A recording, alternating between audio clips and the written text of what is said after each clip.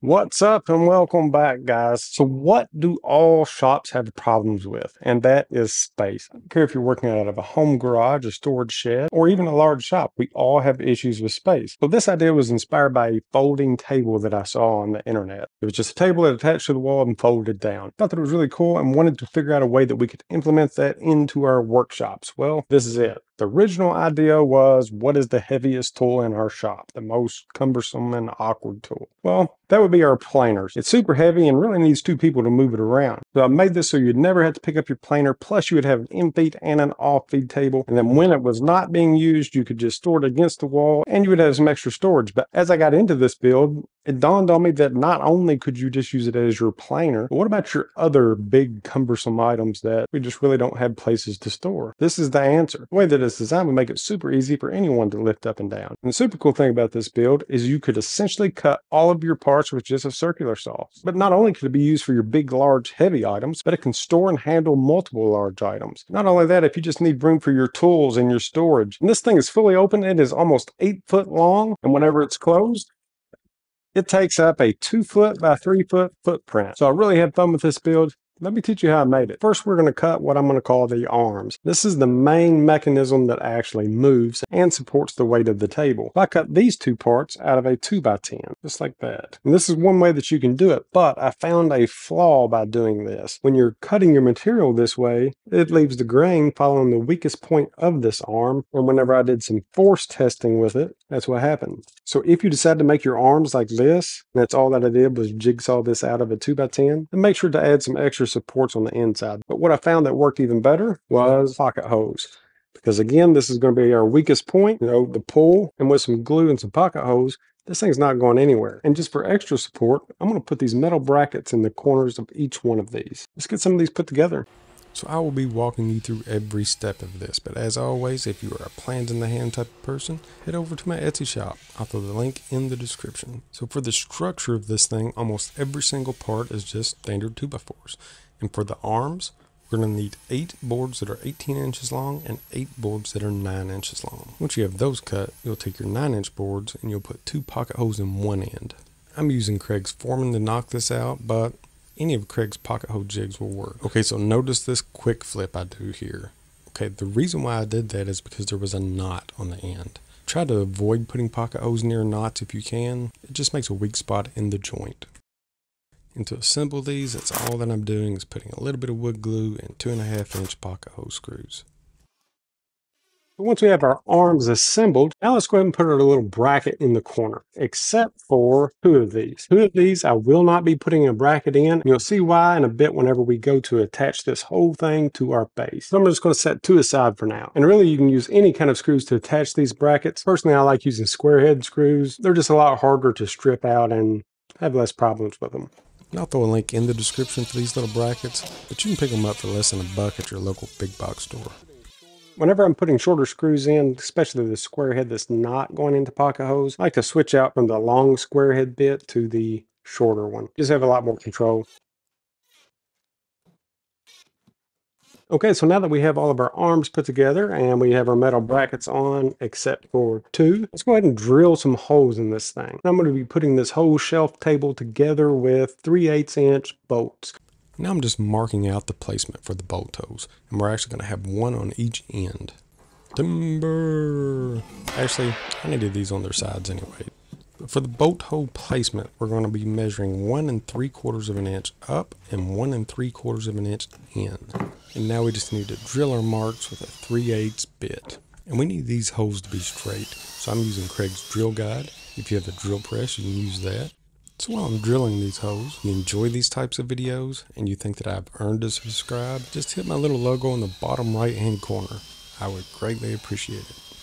Okay, so with all of our arms having our hose pre-drilled, let's move on to our arm supports. And we'll be needing 4 of these 6-foot arm supports in total. Now this is the important part whenever you're picking out your material. Make sure to get the straightest boards that you can find for your arm supports. Because if they have a bow or they're twisted, it's actually going to interfere with how this thing stands. I know that's a tough one these days, but just while you're at the store, Just look down both sides, try to get the ones with as few knots as possible. Actually, Brad with Fix This Build That did an awesome video not too long ago on how to select lumber, so make sure to check that out. And for these arm supports, I'm just cutting my 2x4s at 6 foot lengths. Okay, so with our boards cut, we also need to drill some holes in here as well. So let's go ahead and mark out our bolt placement. So we want our first bolt to be 1 3/4 in, and then we'll go over 24 inches, make our mark there, then 48 inches, make a mark there, and then our very last one will be 1 3/4 from that end. And now you just mark your measurement and then measure 1 3/4 up to find center. So now we just drill out our bolt holes. We have our placements marked, but we're not going to do it like I'm showing you here. We're going to put a 1-inch counterbore that is 1/2 inch deep before we drill our bolt hole. What I found out later in the build is that the bolt head that is sticking out will actually interfere with the opening and the closing of this table. And I also figured out that it's important to make sure that you chuck your drill bit up tight. But this 1/2-inch counterbore, it's going to allow our bolts to sit flush. Now you can do it like I did it, but you're still going to have to counterbore. So you might as well do it the easy way and do it from the beginning. So we'll just pretend that I'm counterboring before I'm drilling these holes. And we'll use the exact same measurements and repeat this for all 4 6-foot boards. And from the counterboard side that is not shown here, we're going to install a 3.5-inch steel bolt and a washer. Okay, so now that we have our bolt started, I'm going to go ahead and place another washer that will rest in between our arm support and the actual arm, and will kind of act like a bearing here. So now it's time to add the arms to all of those bolts sticking out. We're just going to slide those over the bolts. We're going to place a third washer and then a lock nut. And remember the 2 arms that we made without corner brackets? The second arm installed will be one of those. You'll find out why here in a second. Just make sure when you're installing these lock nuts that the bolt actually reaches the locking threads. And then once we have the bottom board installed, we'll move on to the top board. And don't forget to add the washers onto the top of all of the bolts for this second board. Unless gravity doesn't pertain to you, then it's a lot easier to just place the washers over the holes and then place the bolts in. So with our washer and our lock nut installed, just like we did on our bottom, give it a little test. It should work just like this. And now we'll just repeat that for our second arm assembly. Just make sure that you're assembling this where the arms will be on the inside of the boards. Okay, so now let's go ahead and cut our main support.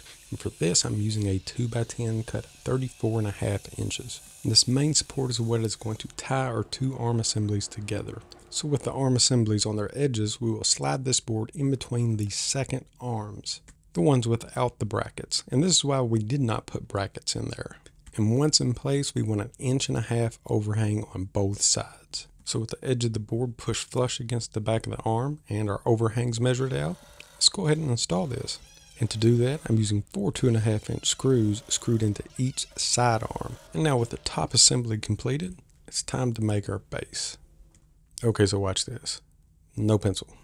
All right, and I do it, no pencil.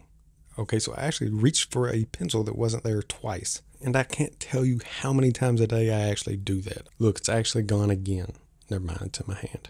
So what I'm doing here is making the feet for the base. And I've cut the length at 23 7/8.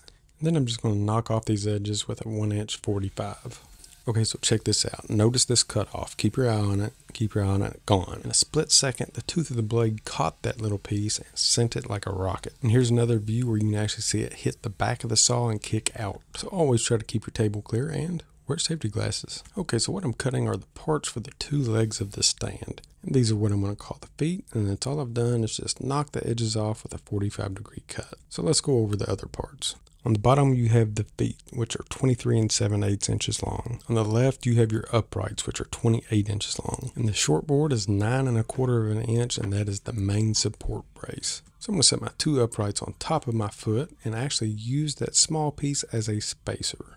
I want 3 13/16 on each side. I'll then square my upright to my foot, then lock this into place using 2 2.5-inch screws. And we'll do this for both sides. Make sure to leave enough space between your screws to add a lag screw because we're going to be adding one later. Now we're going to take the second foot that we cut for this and actually lay it on top of our first one. Line everything up And then we're going to mark out our uprights. Basically, we're removing the part of the board that is covering the uprights and using the sides and the center as fillers. This is going to help make everything much more stable. And you can cut all of these little filler parts separate if you would like. I just thought that it would be easier while you're cutting your feet. Go ahead and cut them the same length. That way your little 45s that you put on the edges, all that will match up. And remember the main support brace, the 9 1/4 inch board.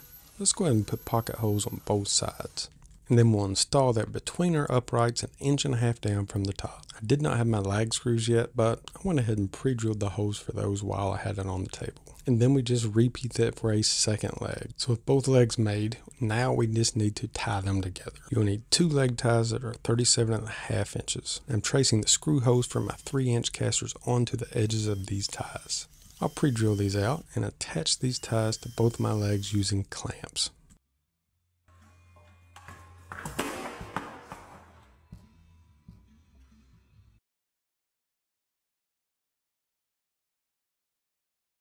So after I changed my pants, I screwed my ties into place, connecting my 2 legs. Now it's time to attach our top assembly to our base.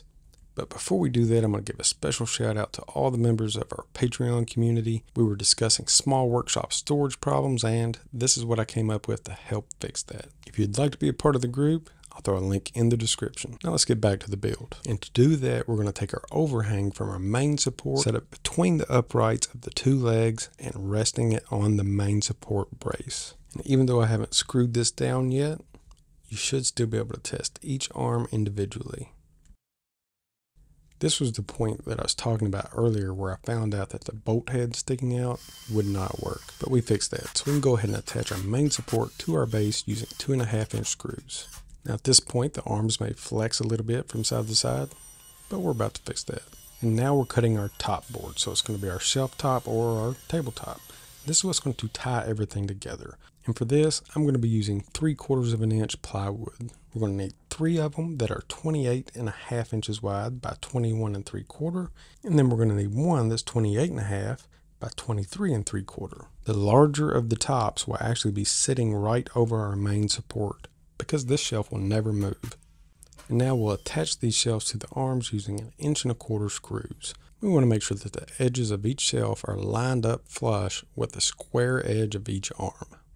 And this is me fixing the mistake of not pre-boring before I assembled the project. This is what it looks like if you do not do that. And now for the support legs. We're going to need 2 boards that are 25 3/4 inch, and they both need to have a 3/8 inch hole drilled 1 3/4 inches from one end. And to install these, I'm actually going to remove the 3.5 inch bolt from the back and put a 5.5 inch bolt in. Now you do not have to do it this way. You can actually install this leg, anywhere near the back, but I think this looks better. And now we'll just give it all a test. Make sure everything's good and straight and make any adjustments that you need to now. And for the locking pin, that's all that I'm doing is, while it's in the shelf form, is drilling a 3/8 inch hole at the top of one of my uprights, making sure that it goes through the arm support and installing a 3.5 inch bolt. And now that I have the lag screws, I'm going to go ahead and throw in my 2.5 inch lag screws into all the holes that we've already pre-drilled into our uprights. And this is optional, but I'm installing gas struts on both sides. This just helps a bit if you really loaded the shelf down. A typical strut comes with a round pivot and a side pivot. You'll actually need 2 side pivots for this. I'll see if Lock Connection will make me a package with 2 side pivots instead of the round. The link for that will be in the description. And this is also optional. I wanted something that would stop my leg from swinging out too far, so I just installed a little piece of chain. You can install a little piece of string or rope as well. So if you decide to use it as a shelf and you're loading this down, put the heaviest item the second shelf up from the floor. The reason why is this shelf never moves and is fully supported by the base. And if you put the second heaviest item to the bottom, it's just going to help whenever you go to lift this back up. And honestly, with all the items that I have on it right now, I could actually let this down with one hand and put it back up with one hand. And now we have a new tool, a new mobile tool that can be used as a workbench, as a storage device, an in-feed table, an out-feed table, whatever that you would like. And the coolest thing about this is it can be an 8-foot table, or folded up, it can be a 2-foot by 3-foot shelf. I'm sure that you'll think of something to use it for. Until next time, we'll see ya.